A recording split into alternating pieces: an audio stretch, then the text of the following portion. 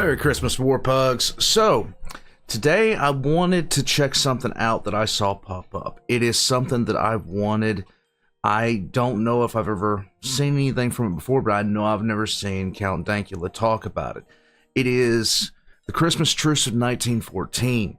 Now, when you talk about events that happen in human history and just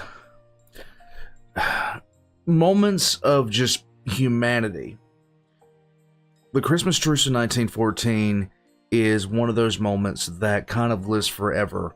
And the reason it does is because of the state that the men in this position were in. They were in a war. Now, war was not an uncommon thing to, consider. These days, we consider war much differently than they would have in, that in 1914.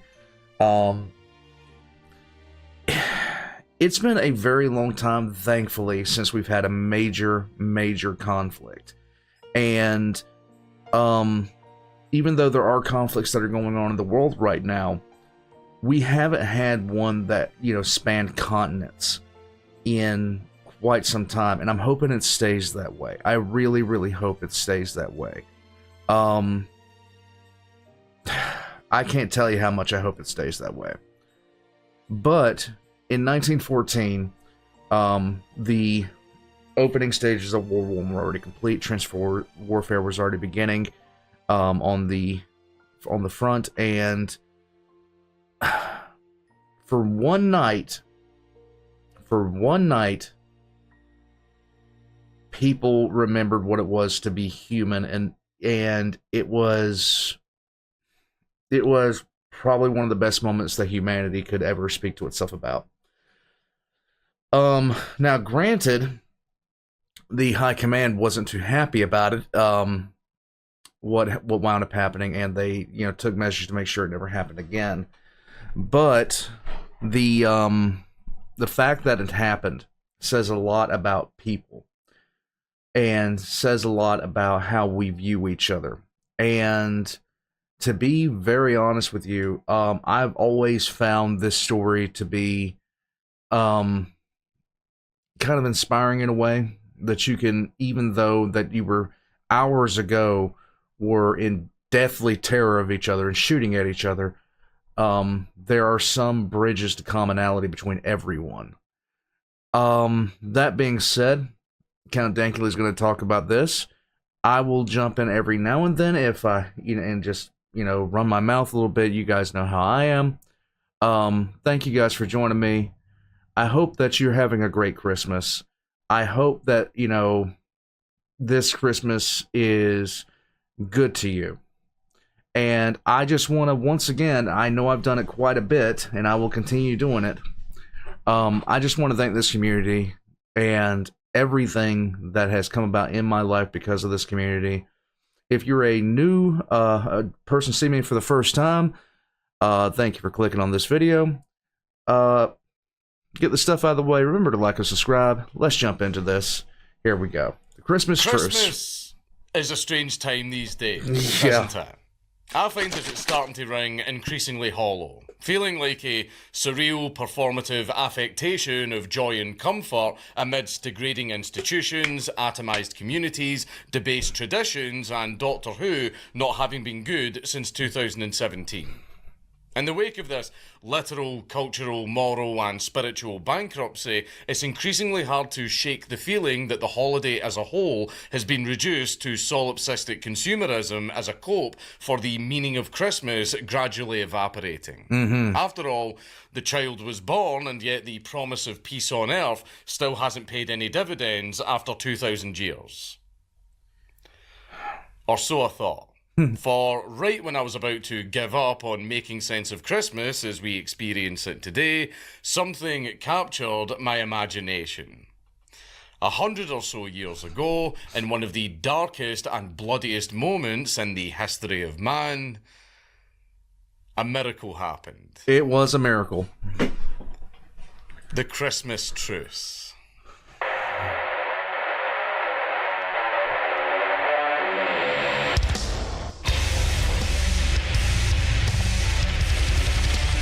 One of the most epic intros you could ever have. I'm just saying. I'm just saying.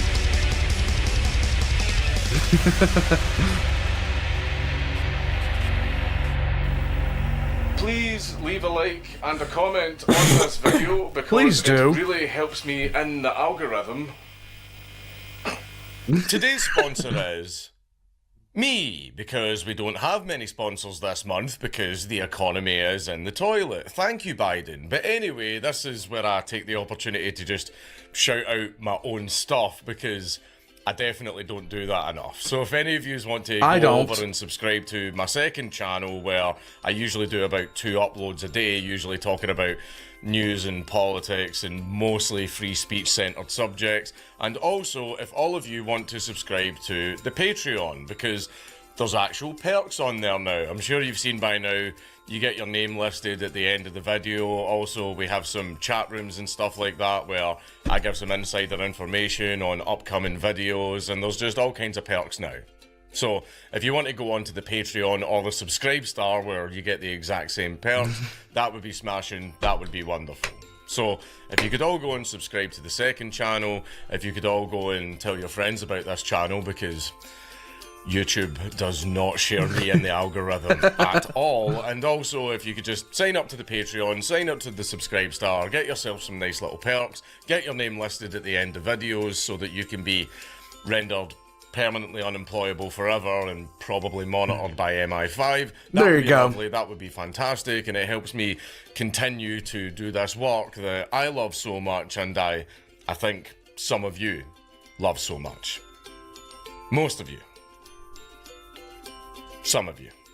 Anyway, go do those things. I'll love you forever. I'll give you a great big kiss on your forehead. Please don't. And I hope you and your family have a very Merry Christmas. Please don't.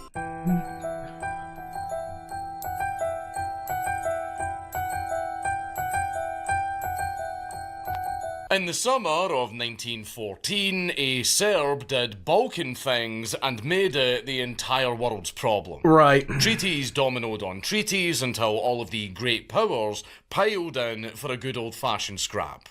In the nationalist fervour that ensued, young men signed up in droves to grab a piece of the glory of honourable service to king and country.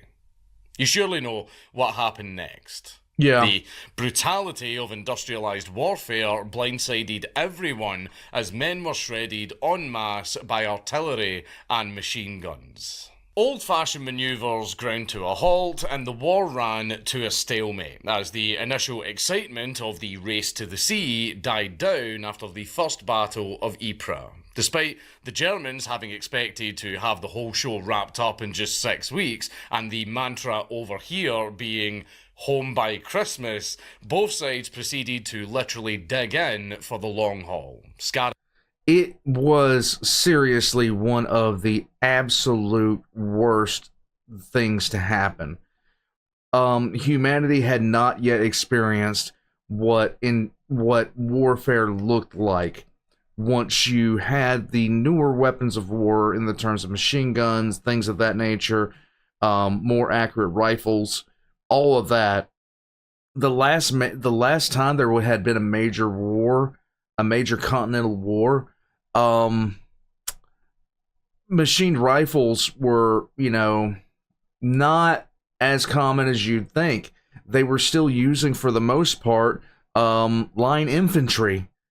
And then all of a sudden, here comes World War I, and you've got a machine gun that is literally blitzing people down hand and foot. On top of that, you had a bunch of leaders who were just stuck in the old ways. Killing became a mechanical matter very, very quickly. The amount of dead from the first few battles of this war was absolutely unreal when you compared it to battles that had happened before. The most bloody battles in the world held nothing compared to what was going on in World War I. Now, I know there were battles where there were more people killed. Of course that happened. But when you're taking a look at this scale of death, it was unreal. The landscape with lines of trenches and quickly reducing the space between those trenches into a cratered barren wasteland that was tangled with barbed wire, also known as No Man's Land. Despite a lull in the intensity of the fighting as reinforcements, munitions and supplies made their way to the front, there was still plenty of savagery to go around. In the first 4 months of the Great War, 306,000 Frenchmen, 241,000 Germans, 30,000 Belgians, who cares, and 30,000 Britons were slaughtered, with disproportionate losses among the officer class resulting in a mass extinction event for the old aristocracies. And it only got worse as the autumn gave way to winter. Weeks of heavy rain set in, followed by frost and snow. Where the men weren't fighting each other, they were struck down by trench foot, frostbite, and disease in their very own waterlogged trenches. Yep. If they actually made it back. Many drowned in shell craters because the walls were too wet and muddy for them to climb out. The men on the front were cold, wet, muddy, scared, and miserable. Stuck taking pot shots at each other while waiting for the inevitable. Anybody, like, this is the thing, this is something that I have said quite a bit. When I got out of the military, it took me a while for when somebody would say they were having a bad day to just not look at them and just be like, just scoff, just hearing them talk about their bad day. It took a while. My worst day didn't compare with the best days that they had. And just try to rationalize that in your head of how nightmarish trench warfare was. It was humanity broken down to just its most ugly, hideous form. Mangled corpses of their friends lying right in front of them. According to the author, Michael Jurgs, you couldn't bury the dead because if you tried, they'd shoot you. So you always had to look on the no man's land and you can see your own future, which is to lay dead there. Naturally, there were calls to end this madness, with the newly elected Pope Benedict XV being the most notable proponent for a ceasefire at Christmas. Right. So, the quote, "The guns may fall silent, at least upon the night the angels sang." He had hoped that a break in hostilities would lead to more lasting peace negotiations and a potential to end the war. But such a notion was officially and unanimously rejected. As Christmas approached, cheer was very, very hard to find. Many actually called for the holiday to be cancelled entirely. As a German Hussar officer fresh off the back of Ypres, Captain Rudolf Binding wrote on the 20th of December, "If I had my way, some person in authority would proclaim that Christmas will not be celebrated this year.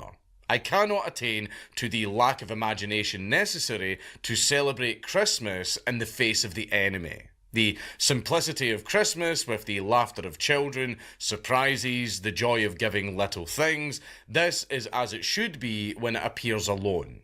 But when it enters the lists with a war, it is out of place. Enemy, death, and a Christmas tree. They cannot live so close together."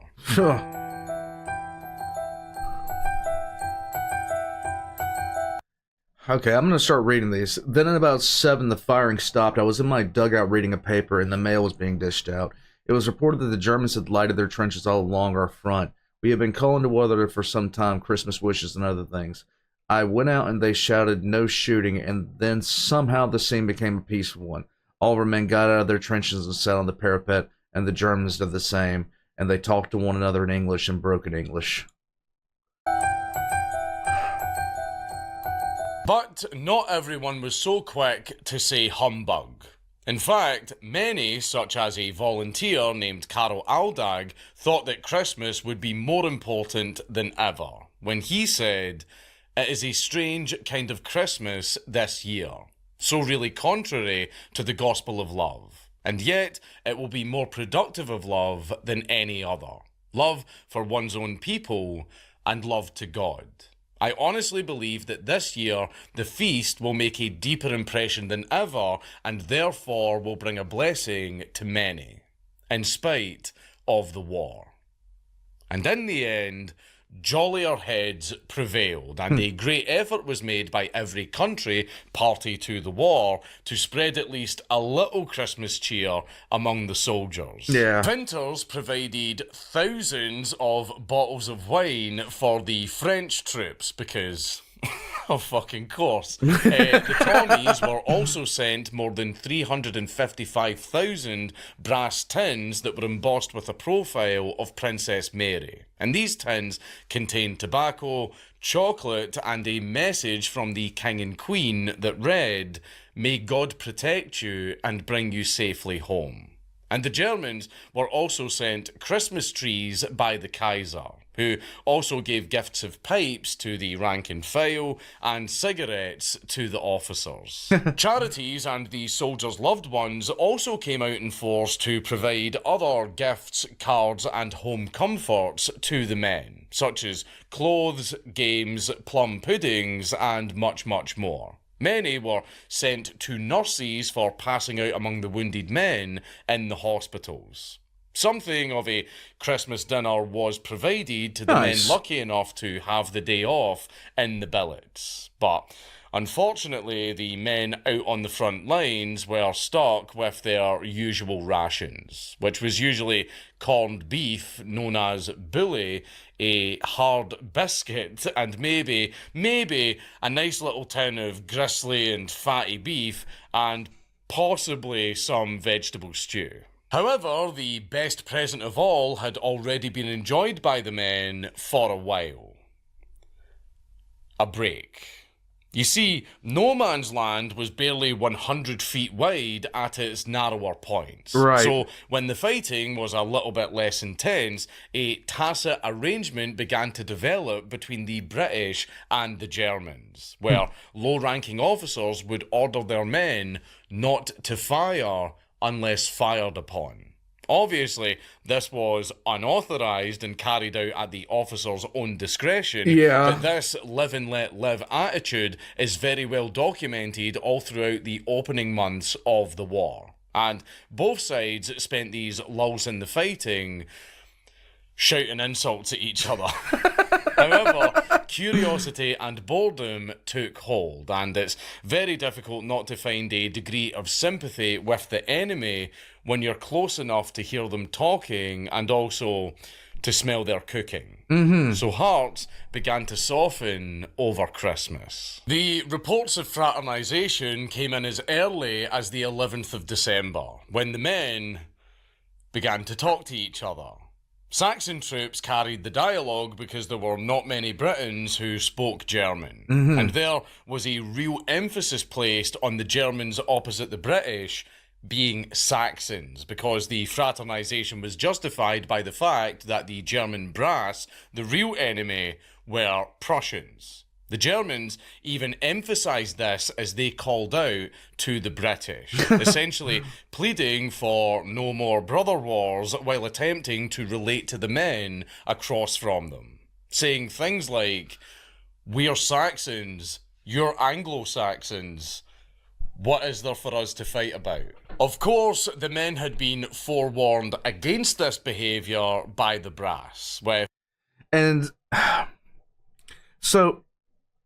the sound of what he just said might seem strange, but it wasn't that long prior to this that Prussia was a separate entity altogether. That Saxony, different regions of Germany.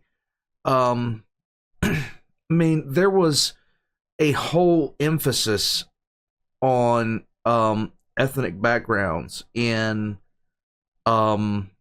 Europe. So, and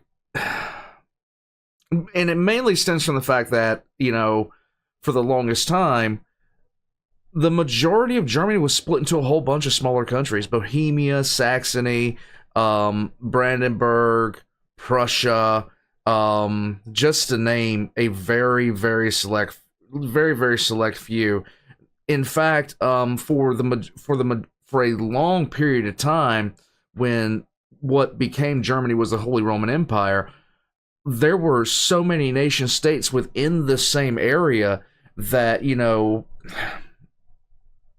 I mean, you really there was a whole different look to literally everything. Um, oh my god, guys! So it was just a thing. It's fascinating to look back and see how we were back then. It really is. If Brigadier General G.T. Forestier Walker issuing the following order, and I quote, "For it discourages initiative in commanders and destroys offensive spirit in all ranks. Friendly intercourse with the enemy, unofficial armistices, and exchange of tobacco and other comforts, however tempting and occasionally amusing they may be, are absolutely prohibited." Uh-huh. Nevertheless, the Germans' question appeared to ring true, because on Christmas Eve, the artillery fell silent. And then the Germans started to sing. After a rendition of Silent Night, the British sang back. And then, amazingly, both sides sang together. According to Graham Williams of the 5th London Rifle Brigade, and I quote, "First the Germans would sing one of their carols, then we would sing one of ours. Until, when we started up, O Come All Ye Faithful, the Germans immediately joined in, singing the same hymn to the Latin words Adeste Fideles. I thought, well, this is really a most extraordinary thing.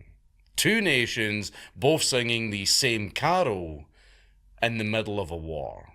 Of course, not everyone was on board with such merriment. One Tommy responded to a request to join in with, "We'd rather die than sing German." Nevertheless, the atmosphere became increasingly relaxed. Men, unafraid of snipers, lit fires and lights in both trenches and sat up on the parapets. And the odd scouts actually crossed paths peaceably while on patrol. Though sentries still stayed wary just in case anyone tried something funny, Right. And no one really slept that night. According to Major J.Q. Enrique of the London Regiment, "I think everyone felt very homesick on Christmas Eve. Thoughts of our families at home were uppermost in our minds. The night passed without a shot being fired on either side. Our sentries were, however, extra vigilant, and I felt quite uneasy at the strange silence." Just imagine you never really notice a sound. Like, you can get used to anything, but you never really notice a sound until you're in a place and a sound should be there. You know you should be hearing this, and it's gone. That's the reason that, like, abandoned houses, abandoned buildings, abandoned warehouses can seem so unbelievably creepy. The morning at Reveille, the Germans sent out parties to safely bury their dead. Our men went out to help, and then we on both sides met in the middle, and in groups began to talk and exchange gifts of tobacco, etc. All this morning we have been fraternizing, singing songs. I have been within a yard, in fact, to their trenches, have spoken to and exchanged greetings with the colonels, staff officers, and several company officers. All were very nice, and we fixed up that the men should not go near their opposite opponent's trenches, but remain about midway between the lines. The whole thing is extraordinary.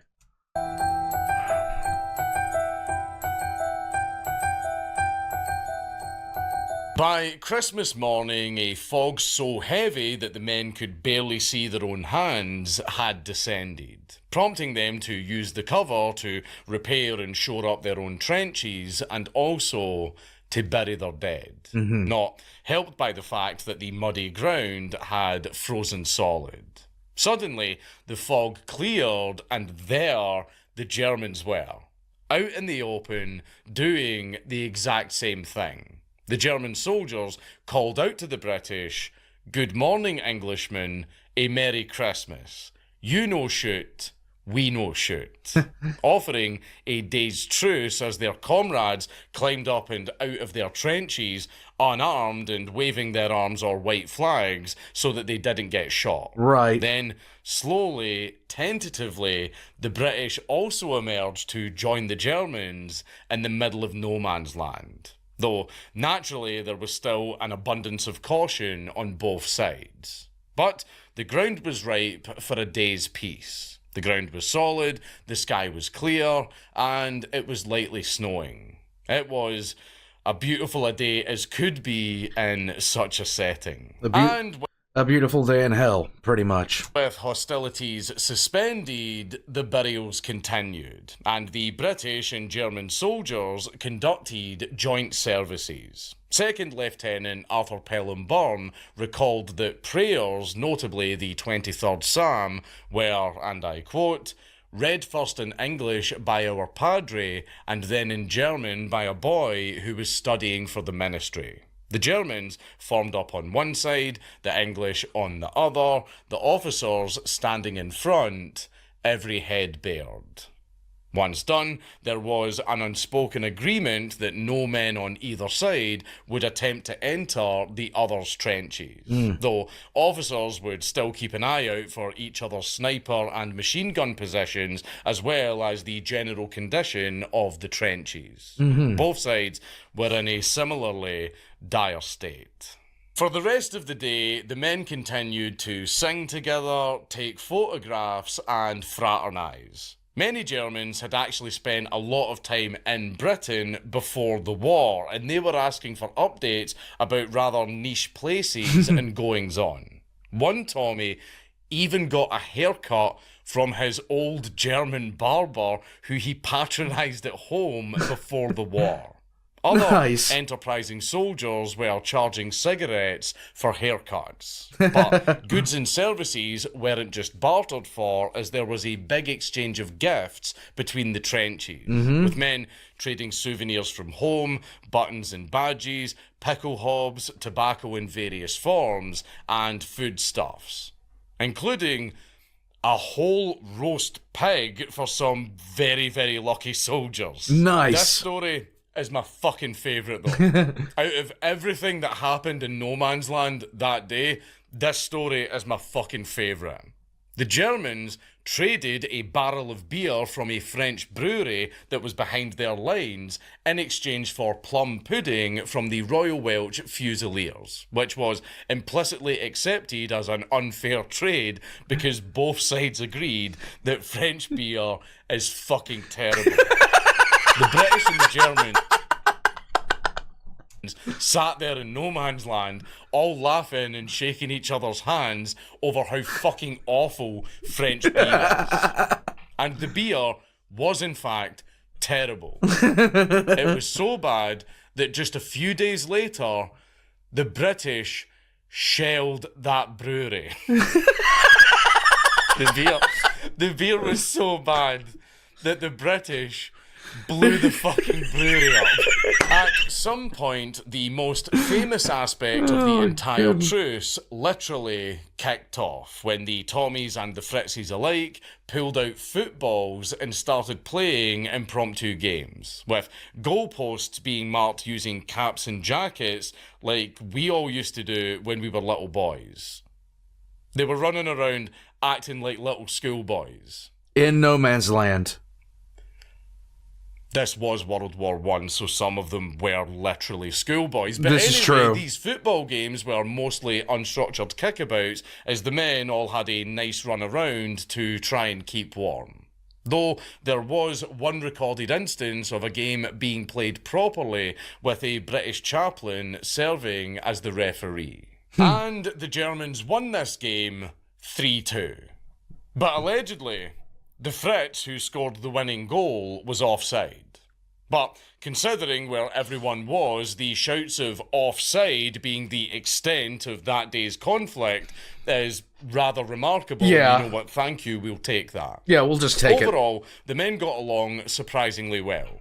So much so that the day's peace brought out a wide range of interesting feelings, both about each other and also the war that had brought them together that fateful day. The Germans are Saxons and a good-looking lot, only wishing for peace in a manly way, and they seem in no way at their last gasp. I was astonished by the easy way in which our men and theirs got along with each other.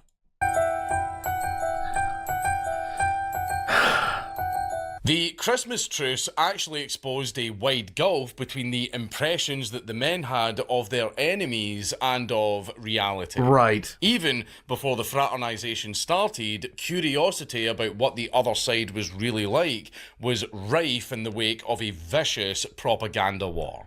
Lord Kitchener. I'm going to back that up so we can take a look at that. Propaganda posters are a whole industry during wartime. Alright, so here we go. How the Hun hates. The Huns captured... The Huns... Okay, Huns were... The British called Germans the Huns. Don't know why. If somebody knows, let me know in the comment section down below. The Huns captured some of our fishermen in the North Sea and took them to Shenandoah. They charged them without a shred of evidence with being mine layers. They ordered them to be punished without a trial. That punishment consisted of shaving all the hair off one side of the head and face.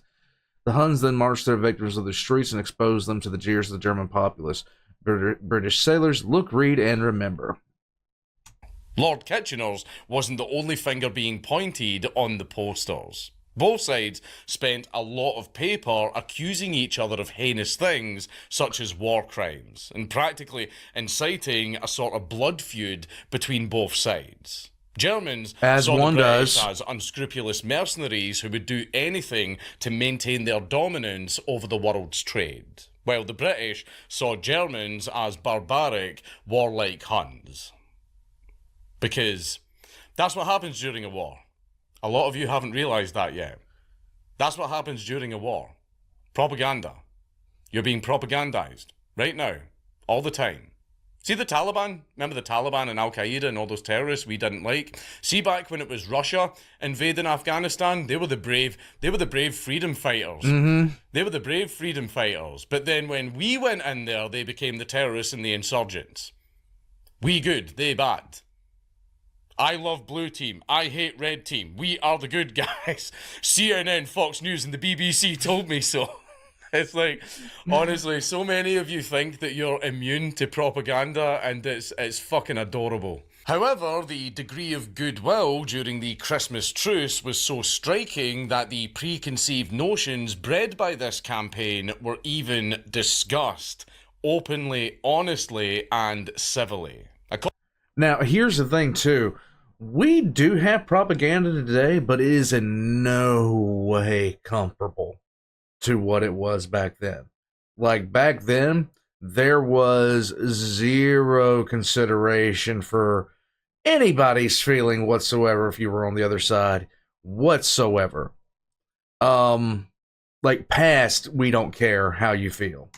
According to Captain Sir Edward Hamilton of the Scots Guards, they think that our press is to blame in working up feelings against them by publishing false atrocity reports. I told them of various sweet little cases which I have seen myself, and they told me of English prisoners whom put they have seen with soft-nosed bullets and lead bullets with notches cut in the nose. We had a heated and at the same time good-natured argument and ended by hinting to each other that the other was lying. Despite his scepticism regarding the Germans' accusations, Captain Hamilton believed them when they said that they were tired of the war.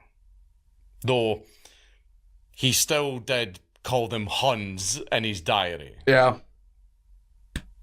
Old habits. Despite this hatred having been fostered and stoked between the men on both sides of the war, about 100,000 men across 2/3 of the Western Front took part in some way.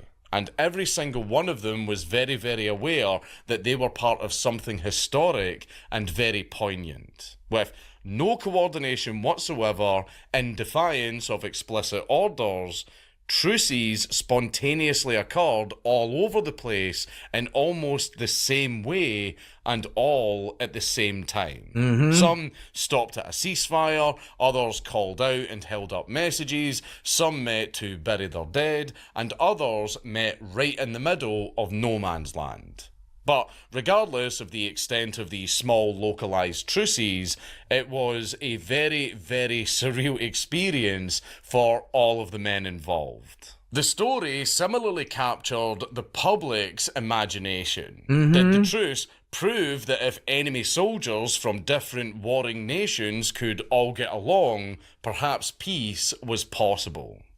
Yeah, but you see, there's a thing like the ruling class at the time was just like, you know what, screw giving a peace a chance. For some, the surprising degree of friendliness and empathy that the men all had for each other pointed in that direction. As Colonel Scott Shepherd recalled, several of them expressed their dislike for the whole war, in fact. They weren't aggressive at all. Some of them said that they had been to London, been to England. In fact, they gave every indication of being glad to meet us. Furthermore, Murdoch M. Wood of the Gordon Highlanders told Parliament in 1930, "I then came to the conclusion that I have held very firmly ever since. That if we had been left to ourselves, there would never have been another shot fired. It was only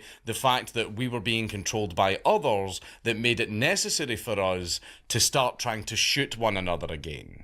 With that in mind, could the mass laying down of weapons on Christmas Day have culminated in them staying down? Could a mutiny by the rank and file on both sides have forced the powers that be of their respective nations to make peace? A few who looked back decades later actually believed so.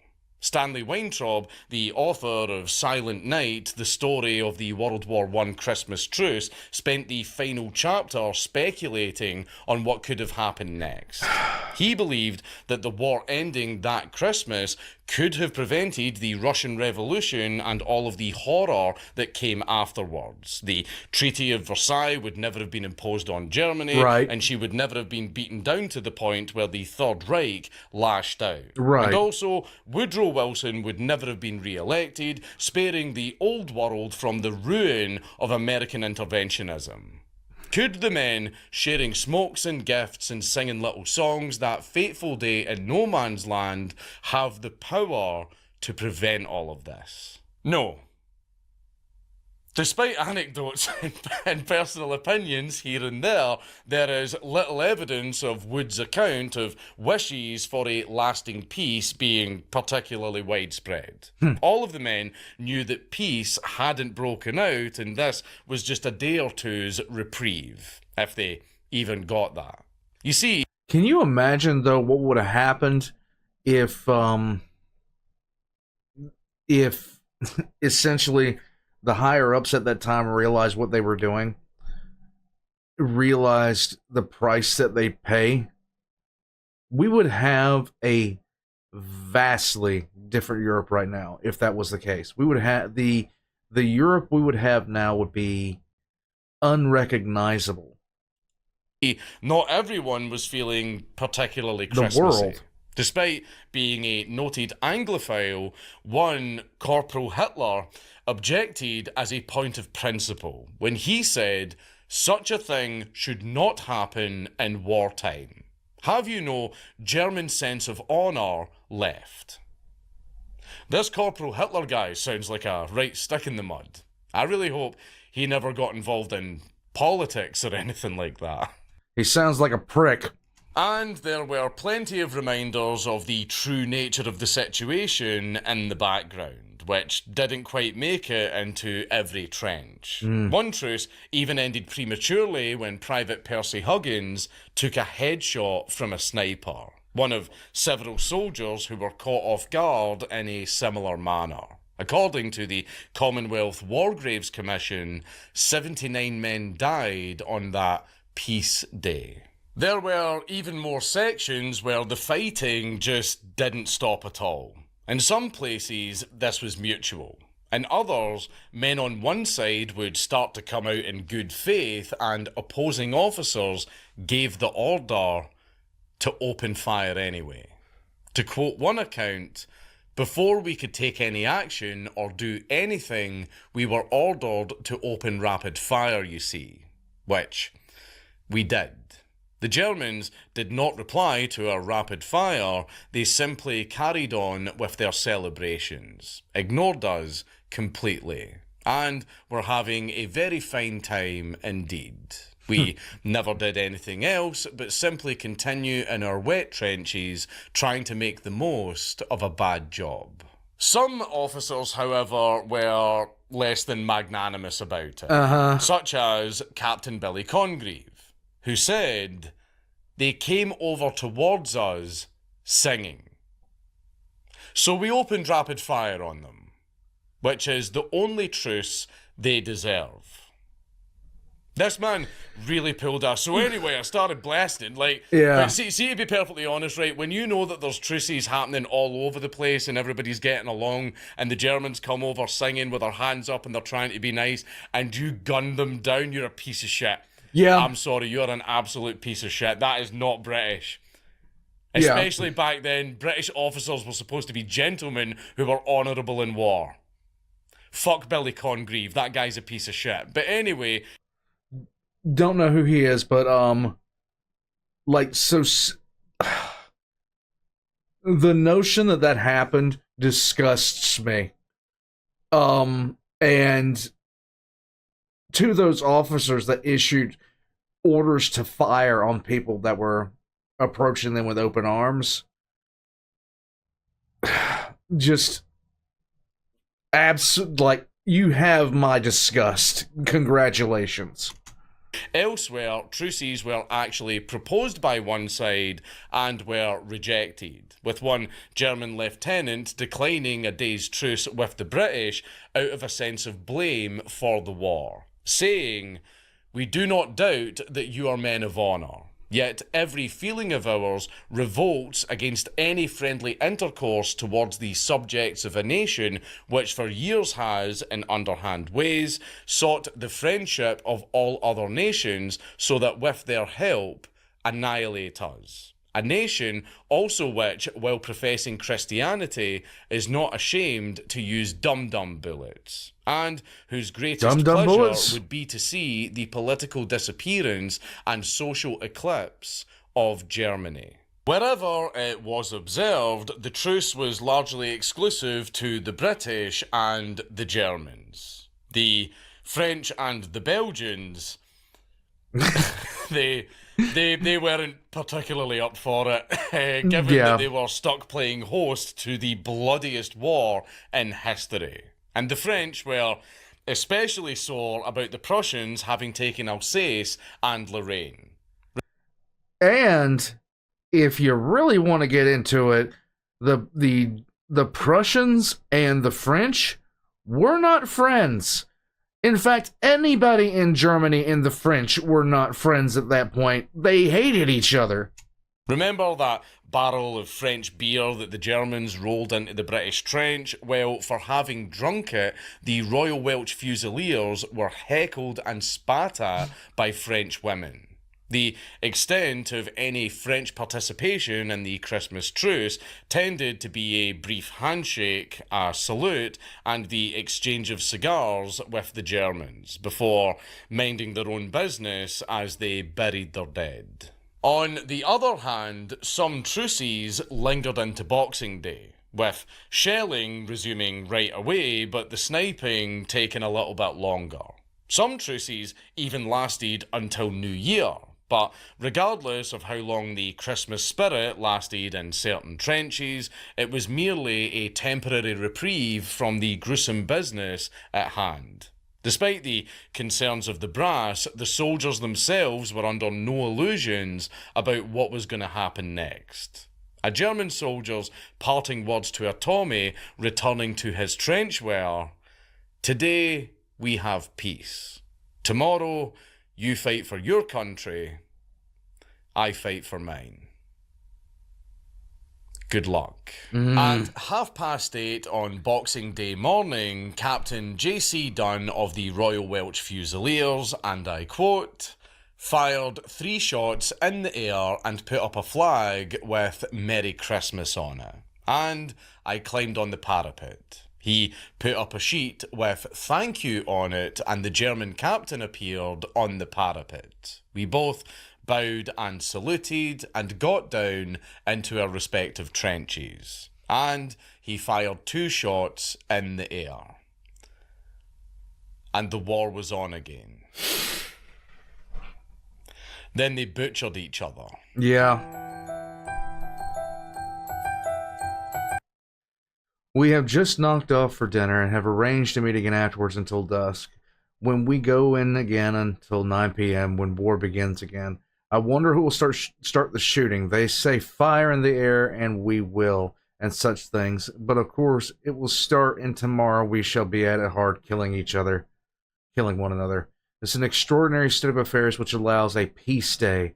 I have never seen men so pleased to have a day off as both sides.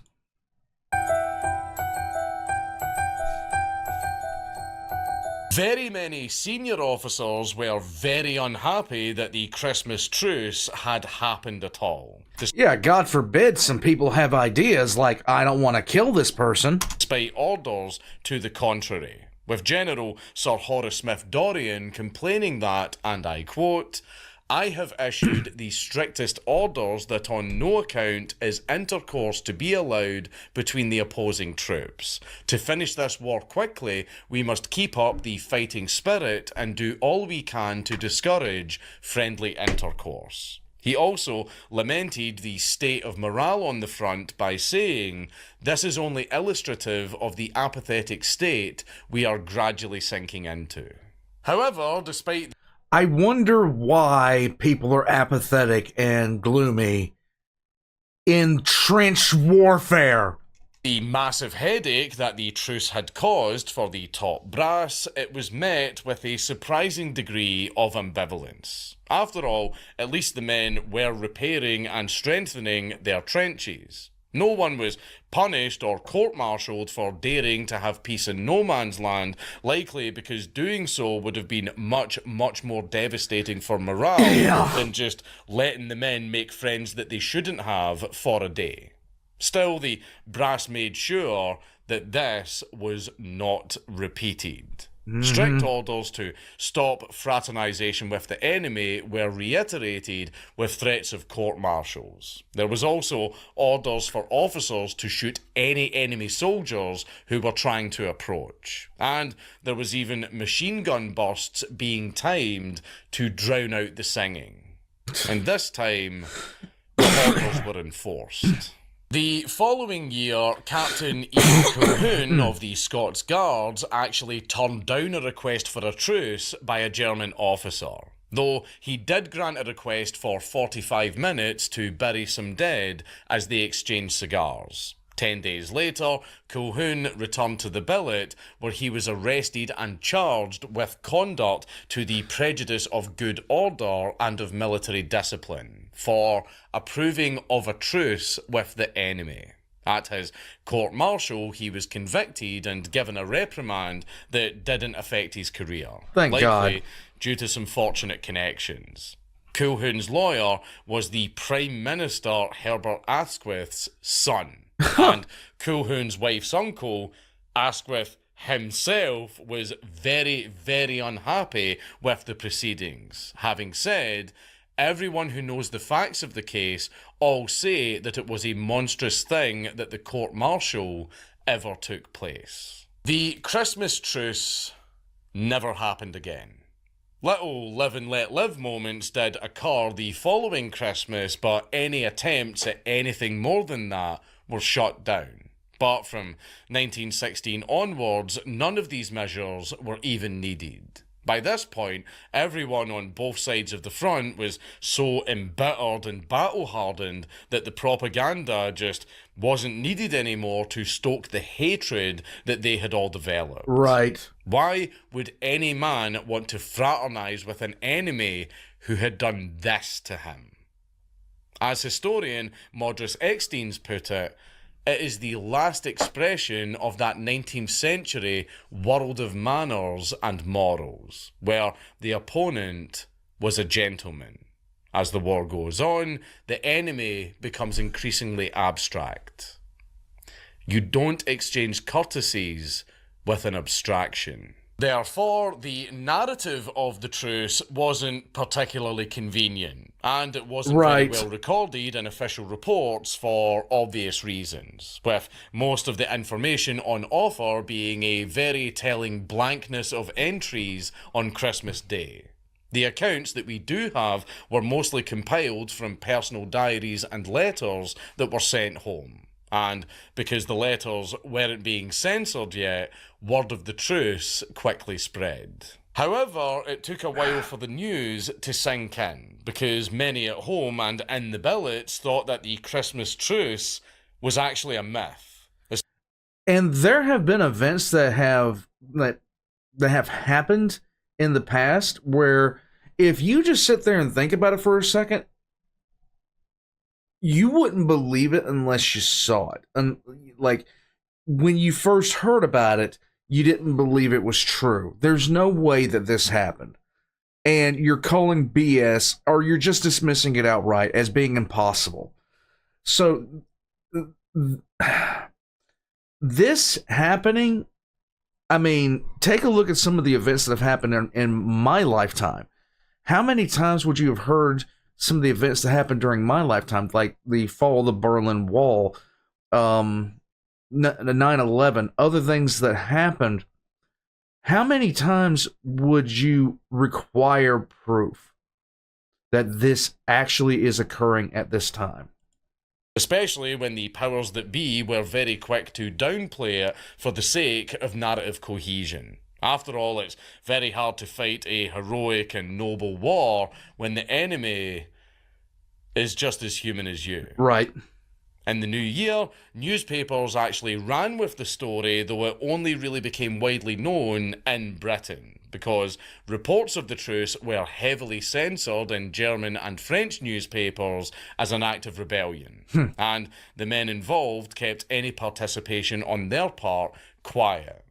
Even today, this still occurs. The French filmmaker Christian Carian hadn't even heard about the truce when he was a child, and he couldn't believe it when he was told about it by a historian. And when he sought permission to shoot the film Joyeux Noel about the truce on a military reservation in France, a general refused because, and I quote, "We cannot be partner with a movie about rebellion." Of course, we in Britain were taught all about the truce when we were in school, with the football games being very heavily romanticised and mythologised to the point where their prevalence in the day's festivities became somewhat overblown. The reports of the football games are the biggest example of the difficulty in verifying the exact minutiae of how the truce exactly played out, because accounts are saturated by hearsay from unreliable narrators writing from billets, or hearing about the truce second-hand. Now, you've all seen that very, very famous photograph depicting a football game that is very often attributed to the Christmas truce. That didn't happen. I'm going to rain on everyone's parade. That's here. not it. That photograph was actually taken a year later in Greece, and it actually depicts two teams of British soldiers.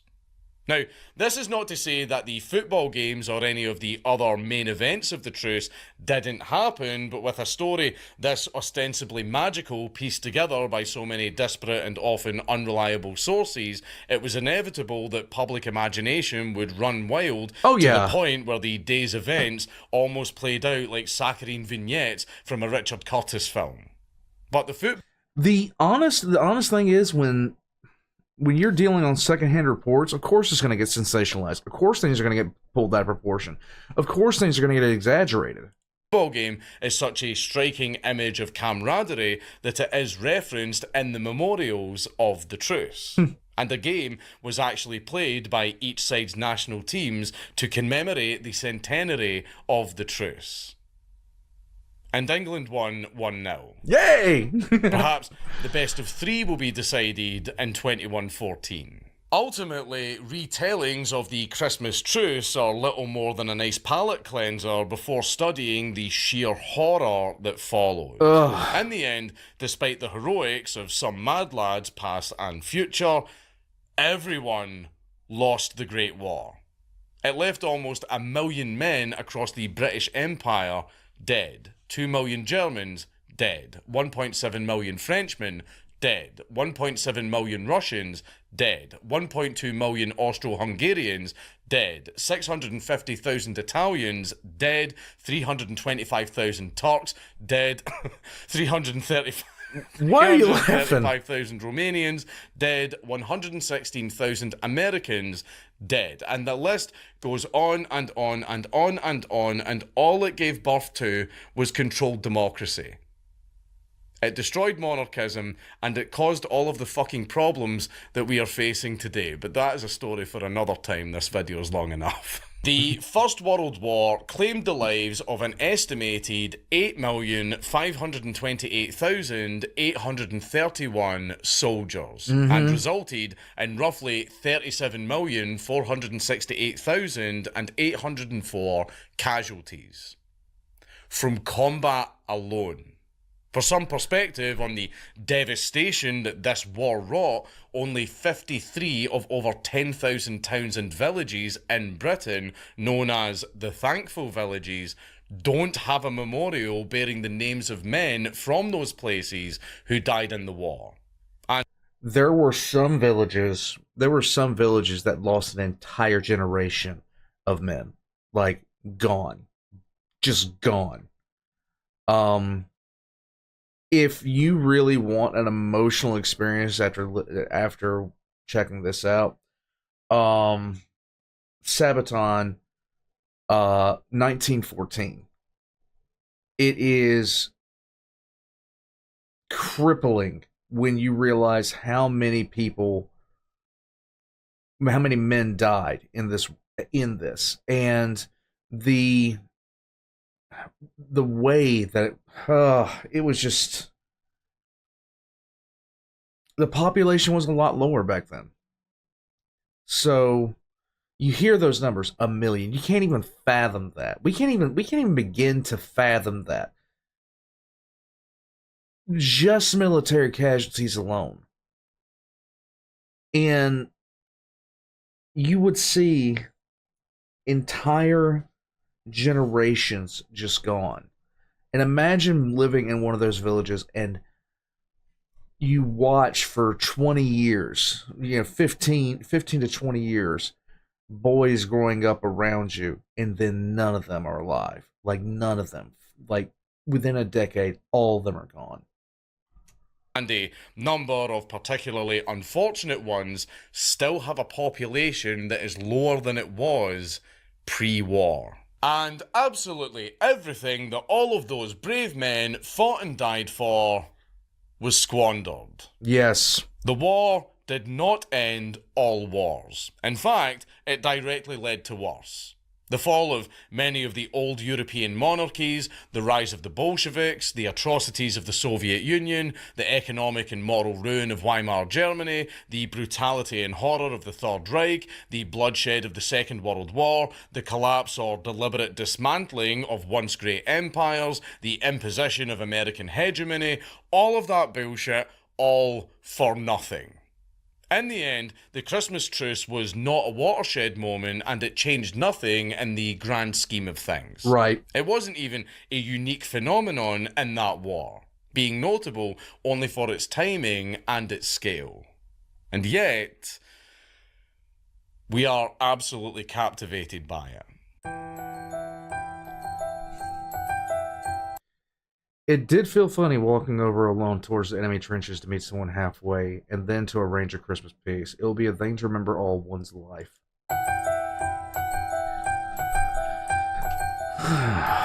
I dwell on the Christmas truce a lot at this time of year.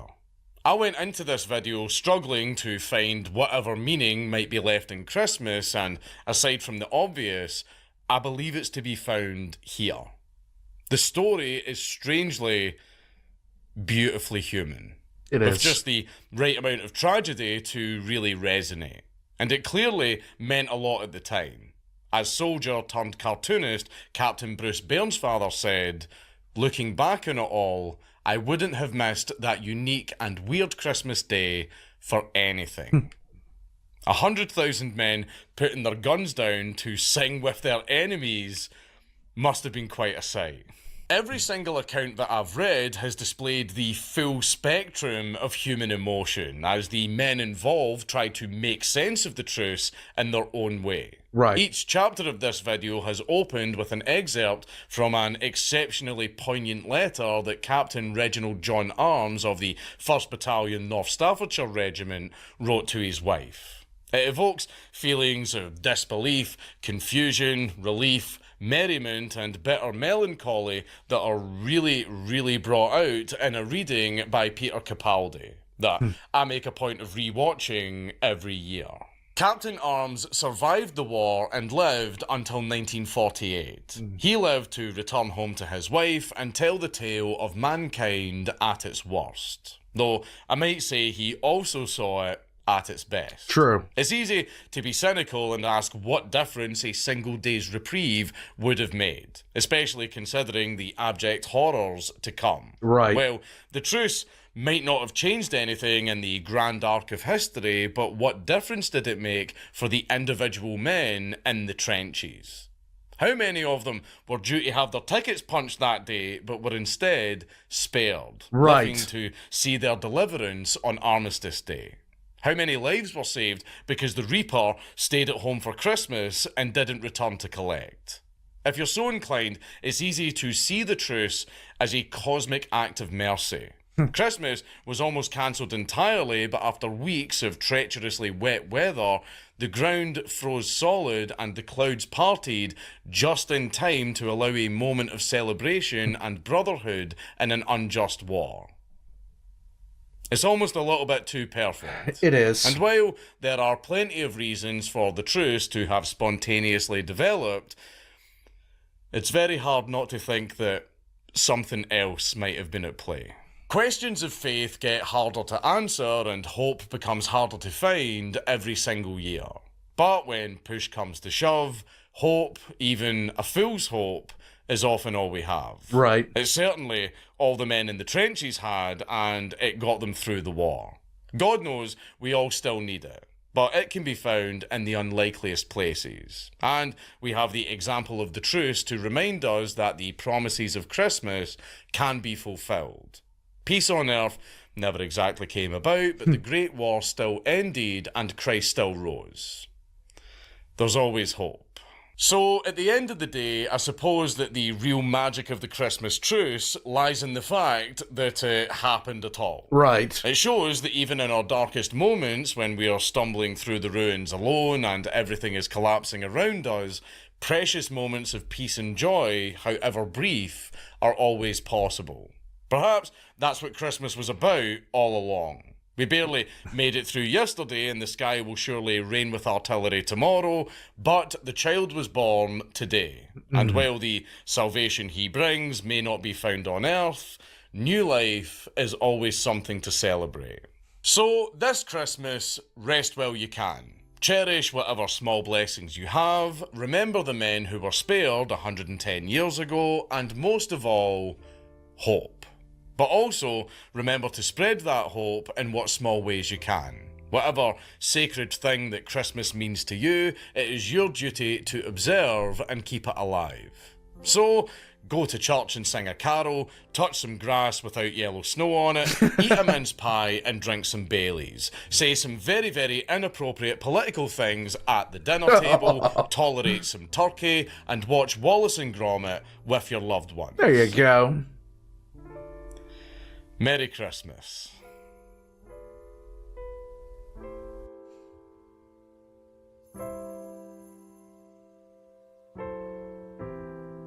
Pedantic. This kid's so Irish, writer.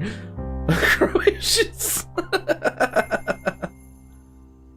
It's Count Dankula on YouTube. Everybody just subscribe.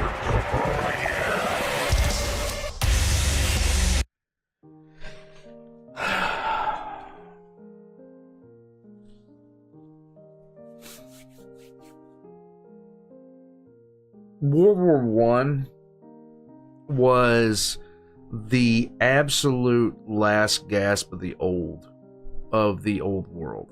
Like, in terms of what it was,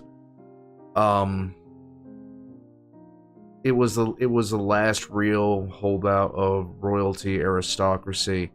By the time it was over, those powers had been largely broken, and the reason behind the war was a series of, treaties and truces that just, for the most part, most people just didn't care about. Why are we at war with them? Oh, because they attacked them. Who cares? But we still gotta go because reasons. Britain didn't even want to get involved. They didn't even want to get involved until Belgium got pulled into it because of the Schlieffen Plan. For whatever reason, the Germans decided to go through Belgium. Warpugs, the Christmas Truce is one of those events in history that just reminds us that even in the darkest, we're all still human. Guys, thank you for joining me today. I hope you guys, like I said at the beginning, had a fantastic Christmas, or having a fantastic Christmas. And just because I said it before, I'm going to say it again. Today, there are several people, there are thousands who, because of military service, cannot be at home with their families right now.